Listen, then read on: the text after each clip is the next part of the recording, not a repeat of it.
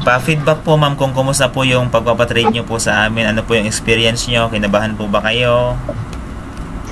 Oo, medyo konti lang, pero tingin ko naman legit eh. Ay, Kaya okay naman siya. O, mabilis lang din. ay, Kasi nung nakarampa talaga ako naghahanap na legit trader na pwede kong ano yung G-Gibbs ko.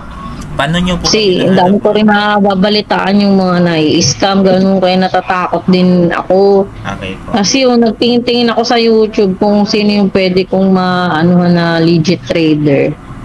Ayun, nakita ko nga yung vlog mo. Ay, okay po.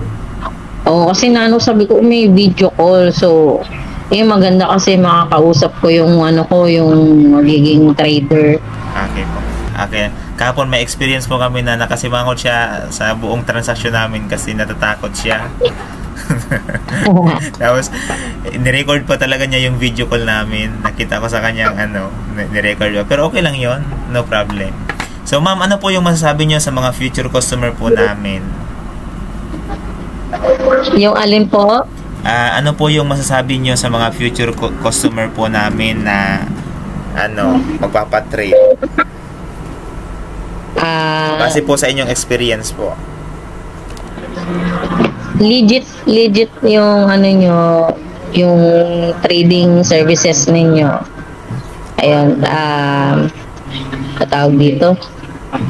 Yung very accompanied yung pag-handle ng customer dun sa sa trading service ninyo. Okay po.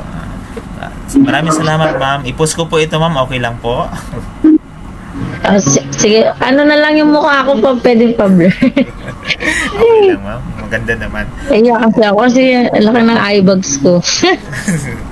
Okay lang po. Sige ma'am, maraming salamat po ma'am ha. Thank you so much.